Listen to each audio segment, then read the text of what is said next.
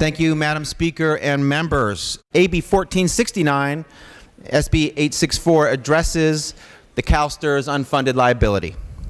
This plan is the result of work between the legislature, the administration, and various stakeholders in the education community, including a year of meetings and hearings on the issue.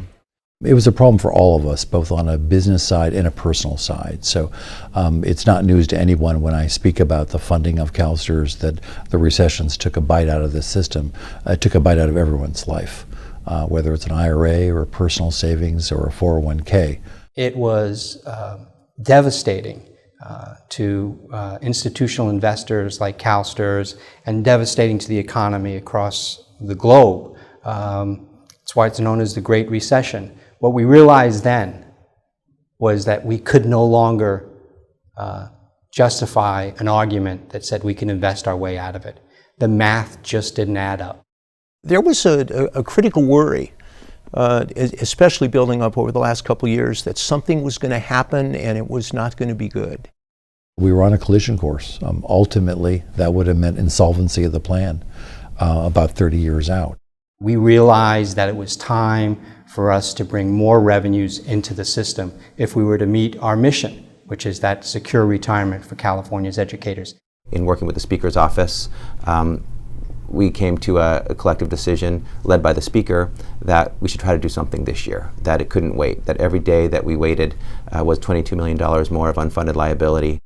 If there was one real key to finding a solution, I think it began with education.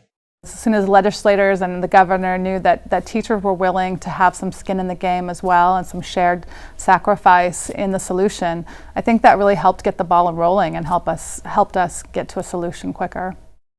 The solution required everybody to get involved and behind it, whether it was the administrators, the teachers, the state, the employers. We all knew the CalSTRS had value. There was no doubt in anyone's mind that we didn't want to see it succeed. It was just how to make it happen. The teachers and the school districts came forward at a hearing and said, this is very important to us. We want to participate in the solution. We are willing to pay more to get there, and we're willing to work together to do it. That was critical. The key moment for me, and I think for many of us on the board, was when Governor Brown did his May revise, and he specifically said in his comments in his press conference that funding CalSTRS and dealing with its unfunded obligation was a top priority, and we're going to deal with it today.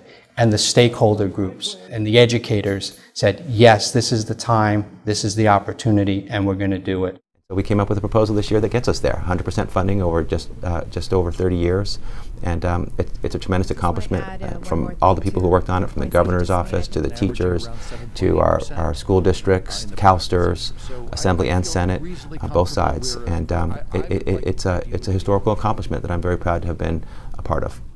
They heard our voices and they put together a plan that makes sense, that it's logical, that it has points in time in which to review, and we all continue to contribute, and that shows our dedication to our system. I do think this process has actually strengthened our relationship with our members and stakeholder groups. I think it's strengthened our relationship with the legislature, and there's a lot more legislators now that understand a little bit more about how the CalSTRS system works. And I think the governor has really shown some leadership in addressing retirement security in California and making it a priority.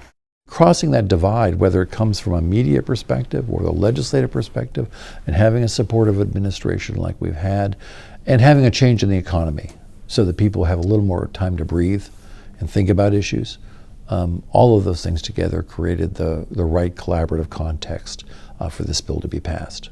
Our fundamental goal as a board is to ensure the retirement security for California's educators.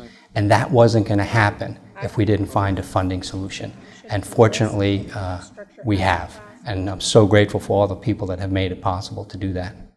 There's nothing more important to the state of California, to the viability of communities, to the hope that families feel for their children. There is nothing more important than having a quality public education system.